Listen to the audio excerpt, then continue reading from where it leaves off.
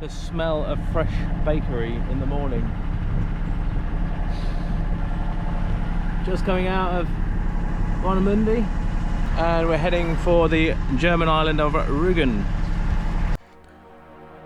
Welcome viewers, my name's Sam and I'm travelling to the Baltic Sea. I am in the Baltic Sea even, on my Nicholson 32 stowaway.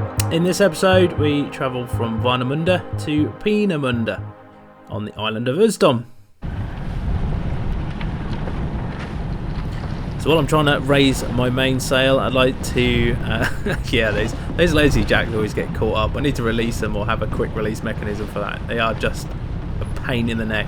I'd like to welcome any new viewers to the channel. I really hope that you enjoy this content. If you do, please click the subscribe button for any future releases.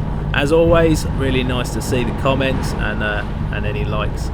Much appreciated. Hope you enjoy this video.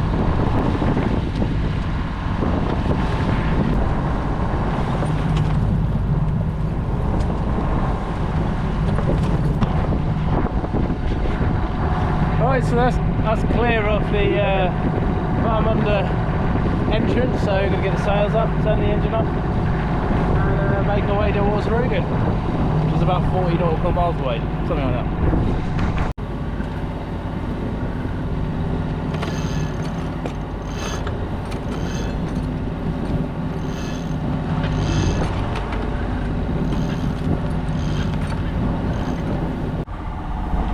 Just trying to clear some distance from the coastline at the minute. There is wind about. I think it's further offshore, so I'm just heading out a little bit more to try and pick up some wind. We've got about 5 knots at the minute. I've got both sails up, so I'm kind of like waiting for it to turn up. We've got, well, 46 miles to the inlet to Rügen Island, which is where I'm planning on going. There's a marina up there, or a town called Stralsund, and I might go in there tonight, or I might head round to an anchorage, just a small anchorage, which would be really nice, to be fair, because everything for the last 2 weeks has been just non-stop marinas, so it would be quite nice to have an anchorage for a change. Hey, this is more like it!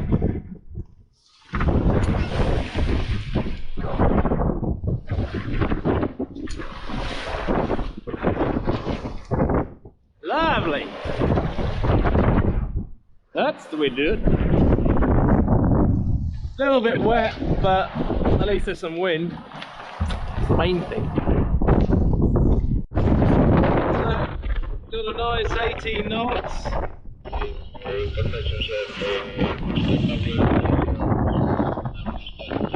It's good. Doing 7 knots over the ground at the minute, or 6.5. 7 knots. Do you know, it could probably come in a little bit more. We're getting quite a lot of wind, I think, now.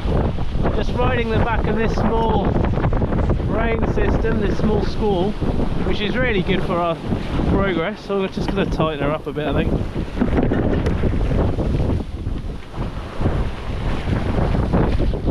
She is pushing a little.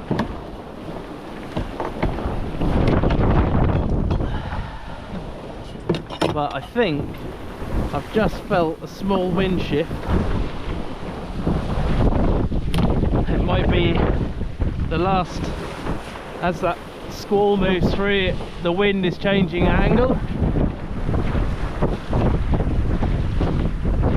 Maybe not. It's still doing the same course, that's fine. Lovely!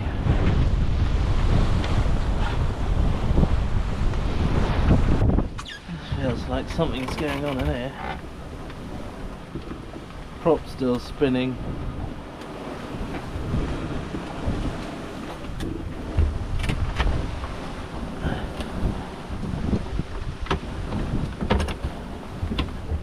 Put it in reverse. Stop it, just in case you run over a net or something. For my long keel, usually the nets just go underneath it.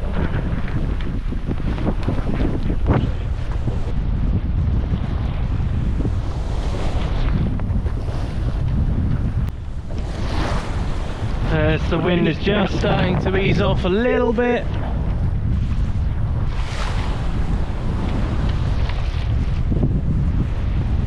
I think. So I can't believe how friendly that harbour master was yesterday, taking us down to the DIY shop and turn the German off. Yeah, it just helped us out and everything, and went around the store with us. we were finding the borer, which is drill bit, to drill the hole in that peg there so I can move the tiller pilot. The thing is, the tiller pilot, this make of the tiller pilot is slightly longer than the old one, so I had to drill a new hole further back so it'd actually be able to bring the tiller sort of to starboard a bit more. So yeah, a little bit of a pain there, and I got it sorted in the end. But that's it. But I just, yeah, hospitality wise, fantastic there. Really helped us out, and he didn't really speak much English either, so we kind of use sign language and stuff. But here we are, just doing some bacon sarnie, bacon roll here, because we're doing sort of 3.5 knots here, and I really am very much inclined to start the engine and start using fuel. I just don't want to do any more motoring, and I've had enough of motoring and using fuel. So yeah, we'll save it until sort of later on, and then make some miles and then decide what we're going to do. They're obsessed with carbonated water here. I've just bought 18 bottles of flipping fizzy water. I mean, when it says classic, you think, oh, for Christ's sake. But it looks like I'm having carbonated tea and coffee for a little while. Not as it's bad, at least I've got a means of hydrating, but don't really like carbonated water. I'm not a massive fan of it. So just show you quickly where we are, and a little bit of a sort of long range update on the trip. We are just coming up the coast from Warnemunde. We have a point here, Dusser Ort, which we're approaching now, about an hour away from that, and we're going to come along the top here. This is a big national park area, lots of wildlife and stuff, fresh sort of inland lakes. We're going to come along here and go into the entry point for an inland waterway, Barhoft, and sort of nip in the inside of Rügen and spend a little bit of time sort of navigating this area before heading on to Poland, which is just down here. So a couple of days here, but this avoids some pretty strong northwesterlies, which are forecast in for Tuesday, back end of Monday, Tuesday, up to force 8 and 9. So nice to be tucked away in here if we don't get to Poland before then. But this is meant to be a really nice area, quite similar apparently to the Norfolk Broads. So yeah, we'll just see about that. You could go all the way over the top. That's the quicker route, believe it or not.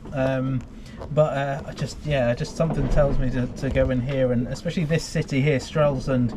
Stralsund is meant to be absolutely amazing. There's a lot of recommendations for the place. It's got a decent marina and that there as well. So yeah, that is the sort of long-term sort of next 4-day kind of plan. I'm going to be picking my mate up probably from Poland, because he's currently visiting there. He's intended to come out, Chris, who helps us out with the tiller pilot. So yeah, we're just heading back in sort of gradually. We're making good progress so far, I think, with the wind direction as it is. We've done 15 miles in, what is it, about 4 hours? Yeah, it's coming up to 12 o'clock.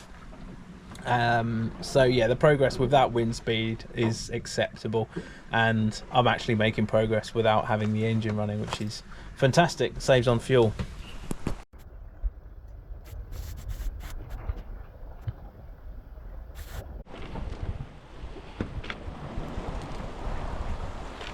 So I'm going to do some food now, and I've got here, I'll show you, this is a pressure cooker. Hawkins. So I've had this a while and it's been in the cupboard, but I haven't actually even trialed this yet. So I've got a sachet of goulash there and some beef in the fridge and a pepper, and I might throw some onion in that as well, but I'm just going to trial this to begin with because I'm never used one of these before, but it basically speeds up the cooking time of the meat. So if you do it in a standard pot here, it's 60 to 90 minutes, whereas with this, because it's under pressure, should narrow that down by quite a bit, thus saving gas and all that stuff. Just going to do this trial run just with some water first, and just see how it goes. Really, this is going to be under pressure, but there's a sort of like a vent cap on top to let the pressure out, so it maintains a pressure but obviously doesn't exceed it. So every now and then I expect this thing to get like come up. So there's a couple of things that I've read that you need to be careful of if you're cooking rice with this. What the rice can do is bubble up, and then the bits of rice can get stuck in the vent thing, and then obviously you overpressure your cooker, which then it turns into a bomb, you know, which you don't want. So there's certain things that you need to be aware of. The level inside the pot itself needs to be maintained depending on what you're cooking. You can't fill it right up to the top, because obviously all your whatever you're cooking, it expands, and then you know you don't want to block this. So yeah, it's all in the instructions. So I'm just going to go through this and give it a go. So I've just got my water in there, a couple of cups, and I've sealed the lid. I'm just doing a test first, just to make sure that the seal around it is all good. This actually lifts and starts whistling when it gets to full operating pressure for the food, and that's when you reduce it and then start timing the, you know, your cooking time. So yeah, we're just going to try this and see how it goes. So we'll put that on there.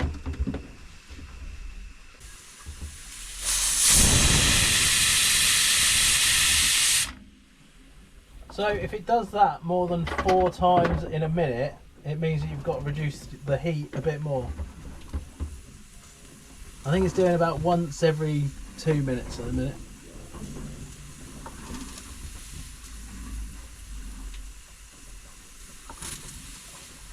It's about to do it again. About once every 30 seconds, I think.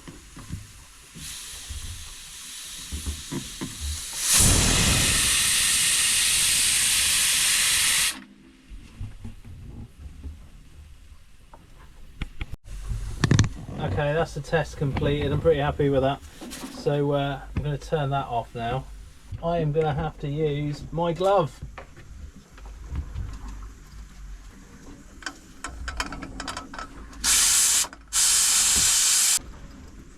Just removing some of the vent or pressure from this vent. That is the test completed. You can remove the lid when everything's been depressured, and that is that. You don't use oil in these because oil doesn't produce steam. If I do half of this, and I'll do something else with the rest of it.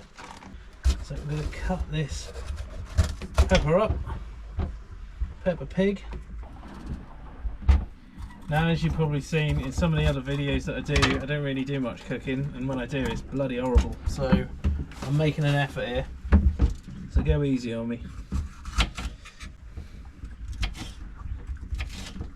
I am trying to eat a bit better on this voyage. God. Runaway pepper. And you go. Right. So I've got no idea what time I'm going to get in tonight. I've got 20 miles to run, and I'm not really doing that much on the ground speed. I don't want to use my motor this far out. Not until I make a decent approach to the river. So if I have this done now, and cooked ready, not going to worry about it later on when I've got another umpteen other things to do. So it's kind of, I mean, obviously if the sea state was up, I probably wouldn't be doing this, to be honest, but I think I'm just going to throw that in there like that.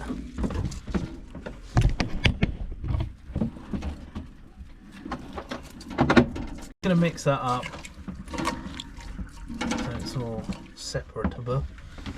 Just wash my hands. And then I'm going to throw in this goulash mix.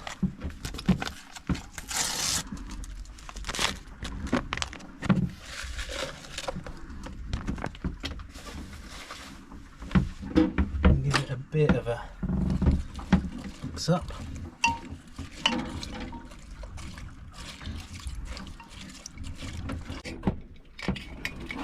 Okay, so we put this in here. Seal that.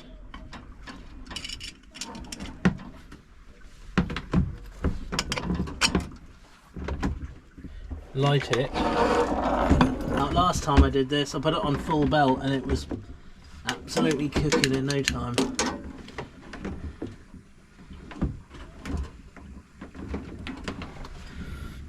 Right,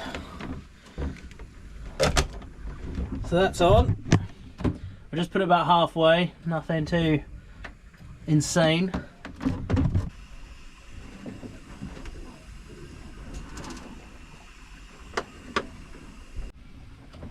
So it's getting there now. I think we're nearly at the stage we can put this on. It's pretty good.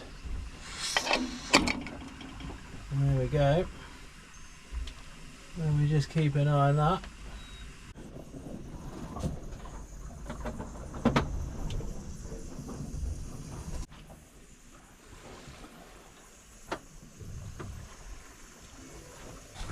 Well, I can smell it going nice. It's amazing. Oh, it smells so good.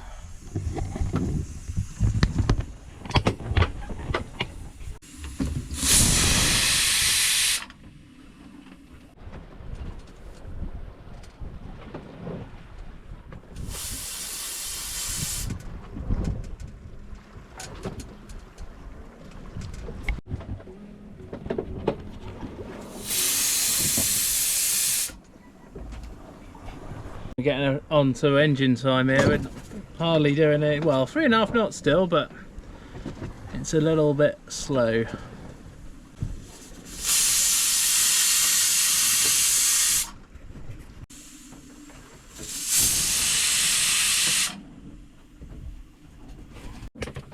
So it's been about 15 minutes. I'm going to turn this off now and yeah, see what's going on.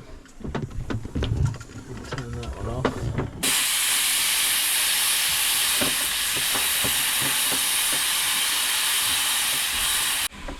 So I lifted it up now, it's just about gone, so it's safe to say we can take that off. Amazing. Right, the moment of truth. Let's have a look. I can't do this with only one hand. There we go.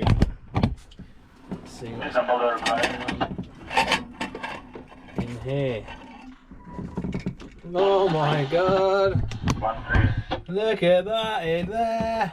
That's an amazing first effort. Hey, that's cool. That's taken 12 minutes to do that. So I'll put this back on for now until later on. We've pretty much run out of wind here. I mean, what we're doing, 3.6 knots. I said to myself we were gonna get to the channel into this well, I'll just show you here, national park. This is a big national park. We're here. This is Rügen here, Rügen, and we're going to come in here through this inlet and down to Stralsund, which is just there.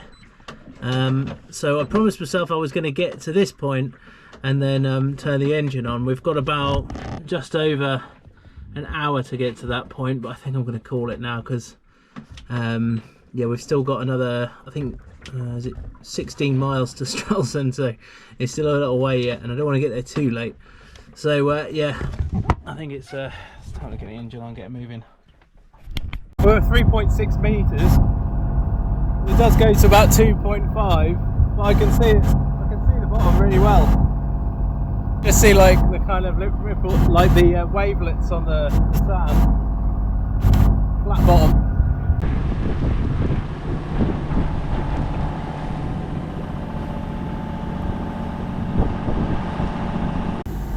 We're just going up to the channel now. I have to apologise on behalf of my mobile phone audio, which has been clipped by the waterproof case which is around it. Not known to me until I started going back on the footage that the audio was a bit gash. So anyway, here we go. We're going into this inlet. It's actually quite shallow on the approach, and I could see starfish on the bottom. Nice to see that the water is that clear. It was an absolutely lovely evening. People out canoeing along this huge beach, stretching all the way around the sort of west side of Rügen. Well, there's a lovely anchor spot here. It's now 7 o'clock. Yeah, another hour and 3/4 to Stralsund, so I think I'm going to drop the hook here tonight. What a lovely spot.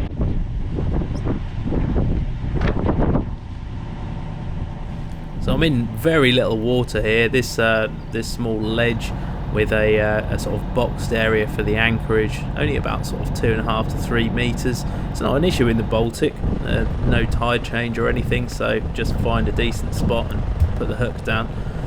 You can put sort of 10 meters out, and that's ample really. There's no increase in height, so what's really the point? And no tide either.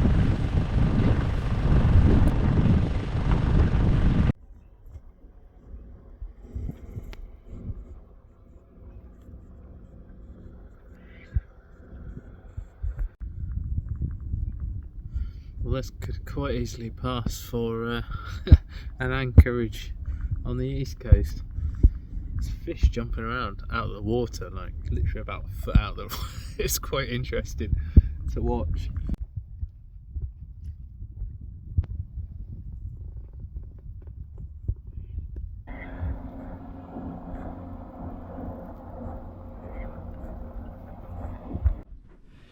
So there we go, excuse the mess. There's the goulash with some potatoes, and I'm going to sit outside and eat this because why wouldn't you? A little bit of merlot to follow up with that as well. Nice. Fantastic anchorage.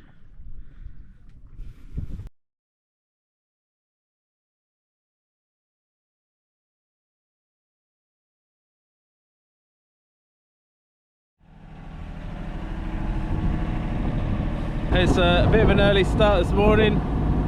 We're heading towards the Stralsund bridge. It's set opening times for this bridge. The first one was this morning at 20 past 5. The next one's at 20 past 8, and the one after that is about midday. So I'm aiming for the 20 past 8 lifting. So it's a little bit of a shove to get a move on. It's about an hour and 40 minutes away. So yeah, once I pass that, it's I can make my way towards Poland.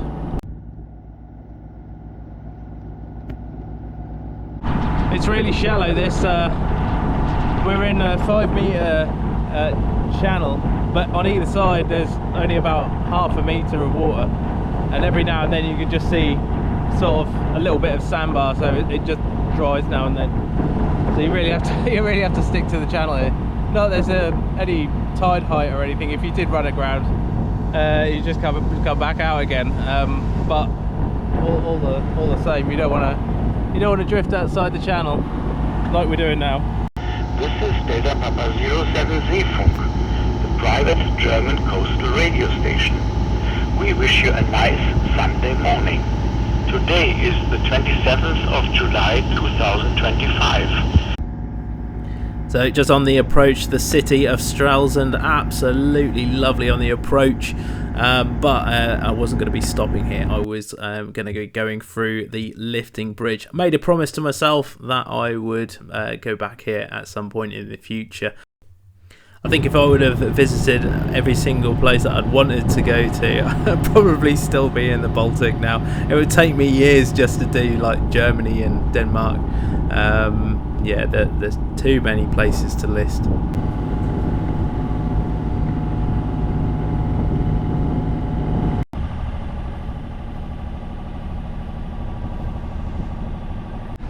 Loads of boats here all of a sudden. Didn't expect this many.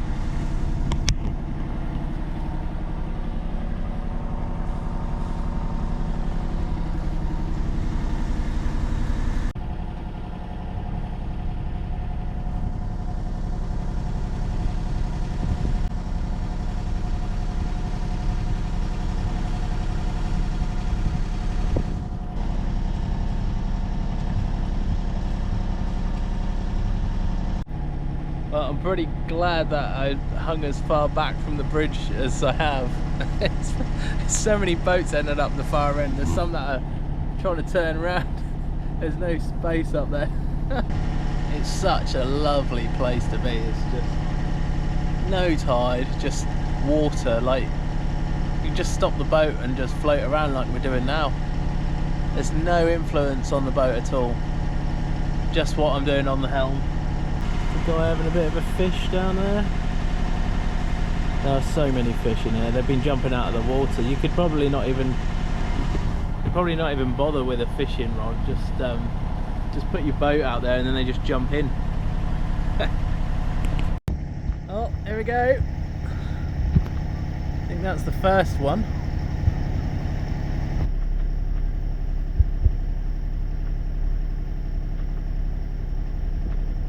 We've been given the green light, we're going through, and there are so many of us going through this little bridge.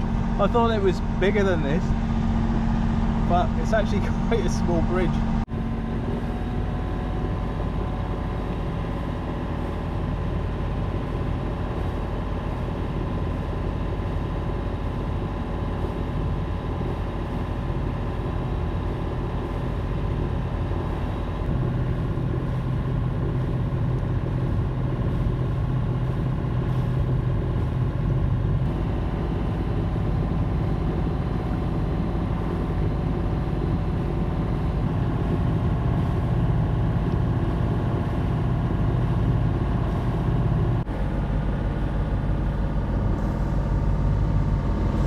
This is a lovely area. There's no sort of fixed anchorages as such. You just drop the hook wherever you want.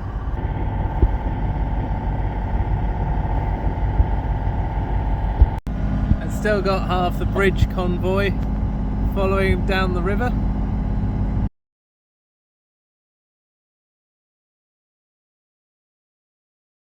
We are now entering Greifswalder Bodden, this massive lake. It's huge, and we're going to go down to Peenemunde. We are heading to Peenemunde, just sort of south of Rügen, and it's the site of the testing and development of the V1 and V2 rocket. And allegedly that is seen to be then the sort of birthplace of space technology and space rockets. So yeah, I'm going to go there. It's going to be it's another 3 hours. I'm already bored of motoring. So yeah, we'll call in there tonight.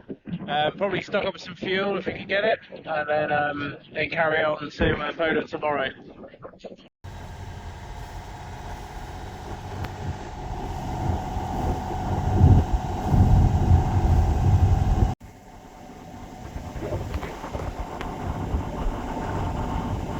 They put what they call an artificial island for the birds and stuff.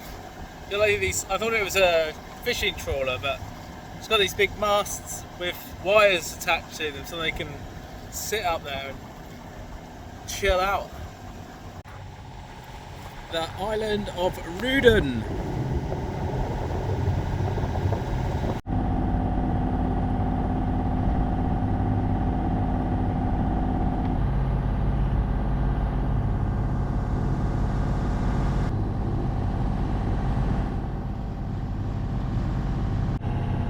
Just heading up a small channel to what looks to be a small fishing village. Small village. It says that they do diesel there, so I'll give it a go. I just saw a motorboat just come out, so hopefully I can take on board a bit more diesel.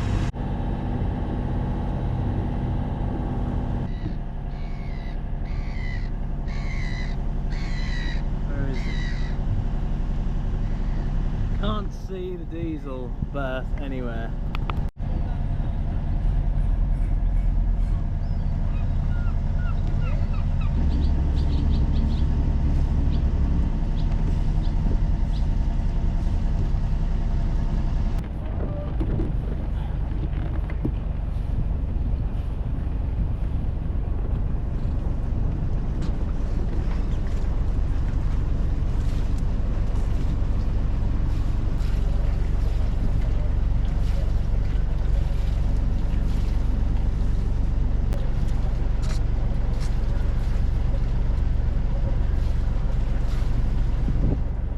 Maybe there's no fuel here. Look like they've been cut off. Ah, old info. Oh well, you can't win them all. It says only Monday to Friday notice on the door, but it's a nice place anyway. It's on like a nice weekend out kind of place with a few fishing boats as well. I'm not sure of the depth here though. It's maybe a bit shallow. I wonder when the last time there was a British boat gone into Friest. What a lovely little harbour that is.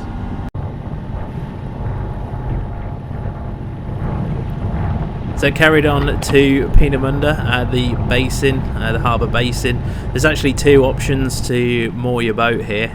One's at the North Marina, the other one's the South Marina. The South Marina's just on your starboard side as you come in, and the North Marina is right at the top sort of corner. There wasn't that much in the way of space though. As nice as it looks, there is one space there, but it looks so tight. And the pontoons are not all that keen looking either, so I'm going to head back to the other marina. We're back here again.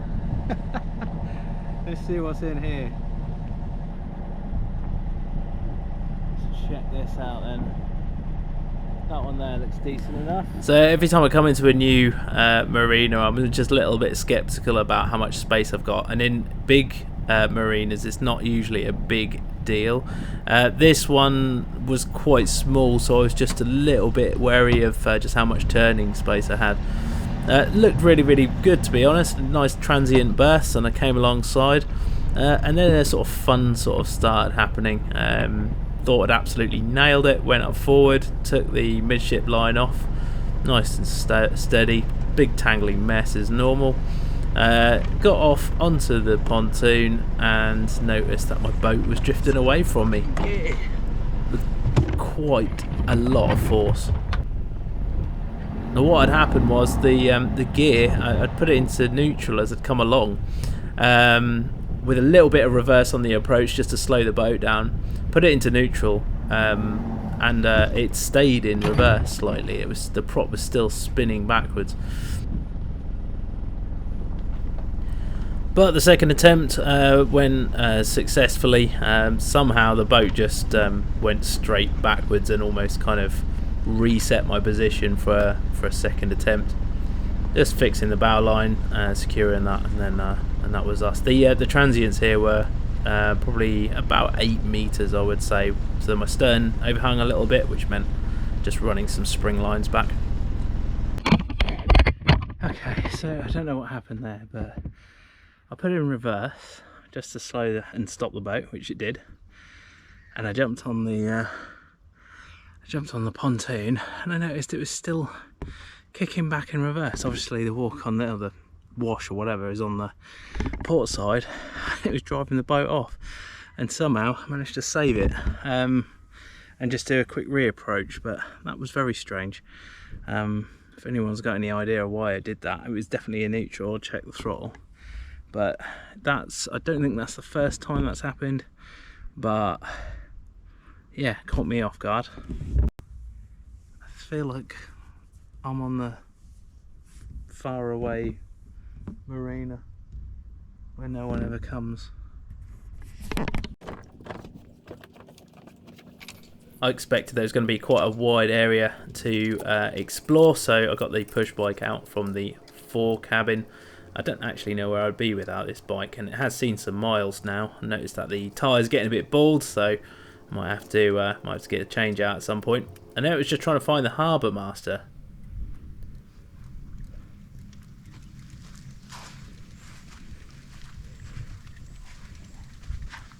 Bloody hell, have I just come?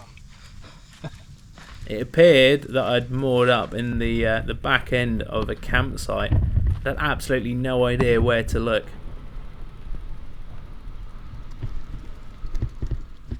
So that's pretty awesome. €16.50 a night to stay here, and that includes taking them for the showers as well. So that is totally awesome. If you're ever in Peenemunde, there is a secret beach bar which I discovered, and yeah, it does food and drink. Fantastic.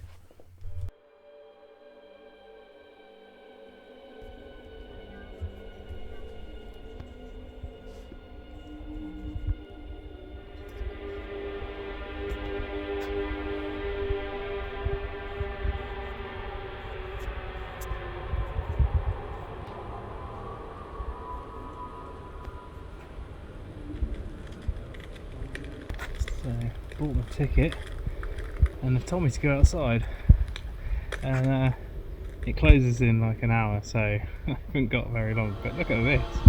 This is it. This is the development and testing site of the V1 and V2 rockets. From 1936 to 1945, Peenemünde was the site of a German military research centre during World War II, most famous for the development of V weapons, especially the V2 rocket, the world's first long-range guided ballistic missile. The site housed the development of the V1 and V2 rockets. The V2 rocket was the first ballistic missile and first man-made object to ever reach space.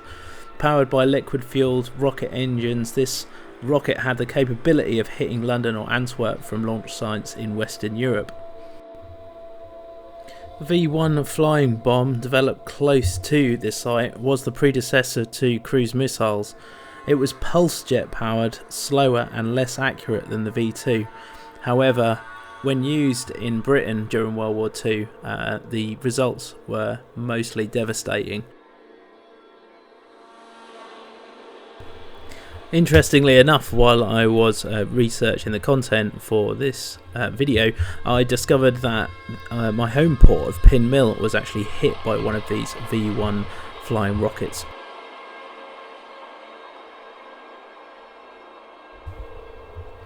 It's actually quite sinister walking around here, thinking that not that much had changed in the last sort of 80 years, apart from obviously the fact that, you know, there wasn't slaves walking around and, you know, things firing off into the Baltic Sea. However, the buildings were all still there and the layout was very much there still. Most places in Europe would have been, from the regime at the time, would have probably been razed to the ground by now, completely flattened off, and probably a load of homes built on them. However, they felt the need to keep this here, and I suppose as a stark reminder of the impact of rocket technology has had on our modern day lives living, from conflict to space exploration. After the war, when the Soviets captured Peenemunde, many of the scientists, including von Braun, surrendered to the Americans and were taken to the US under Operation Paperclip. Their work laid the foundation for the US space program, including NASA and the Apollo missions to the moon.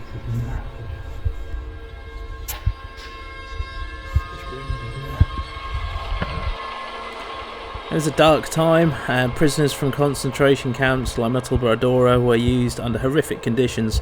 Thousands died from overwork, starvation and execution.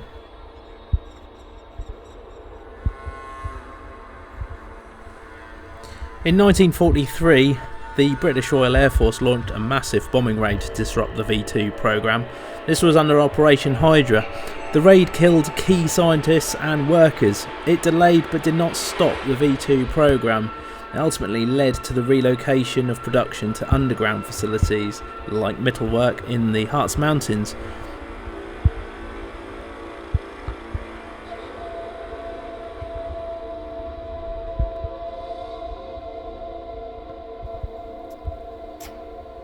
So we're moving into the power plant now. It's a huge building.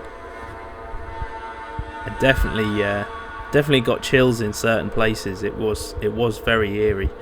Occasionally I'd hear footsteps and I'd look around. It was one of the workers absolutely bricked it, as nearly had me running around this bloody factory. But this was very strange, almost like they just left maybe a year ago or something. Still the vessels in the location, electrical junction boxes. You could put your hand in the inside of the boilers, and there was soot still, in the inside. Literally just left it as is. All the instrumentation still intact. Pressure gauges, alarm systems, as it was, just left on display.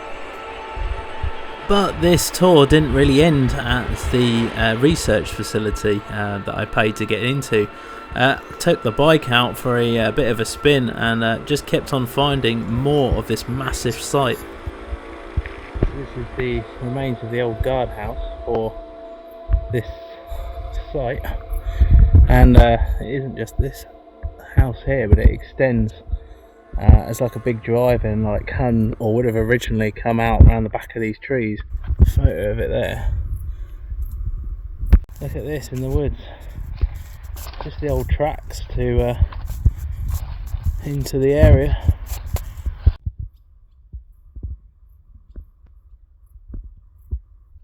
So that's the site of the factory, and this is the guardhouse. So we're miles away from that. Look at these bike paths, amazing. So there wasn't, the factory didn't only generate electricity for its main purpose, but it also supplied heat to quite large areas of the island, using like a district heating system. And there's pipes and old parts of the infrastructure of that. And there's a huge pipe not far down the track from there, and I thought that might be something to do with this old part of the infrastructure, but that whether the pipeline would have sat on top of these stumps and fed the like steam to like the households, to all the services and stuff, to all the houses, up to 180 degrees according to that. So yeah, it's really quite ahead of its time, to be honest, but making use of something that was already there to the benefit. Well, road surface has gone a bit off-road all of a sudden.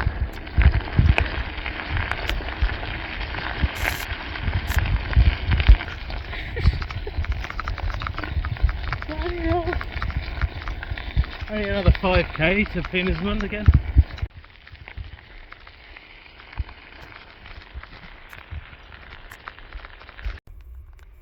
That's interesting. What might have caused that, I wonder? Another one.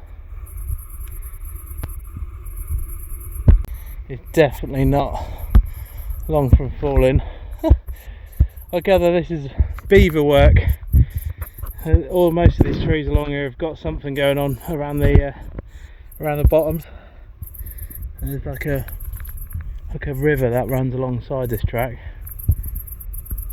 I wonder what size they are to be hammering into that. There we go.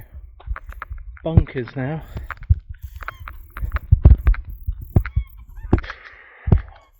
This stuff is everywhere, all over the place.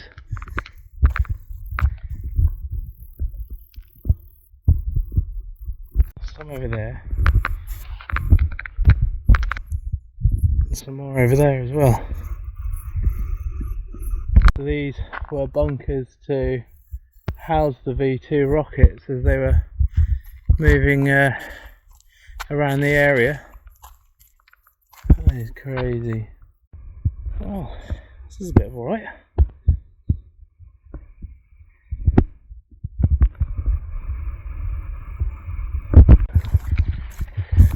See the campsite. I barely even know it's here.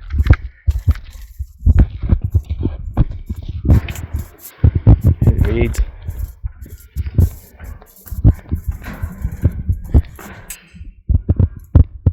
And into the harbour. Easy peasy.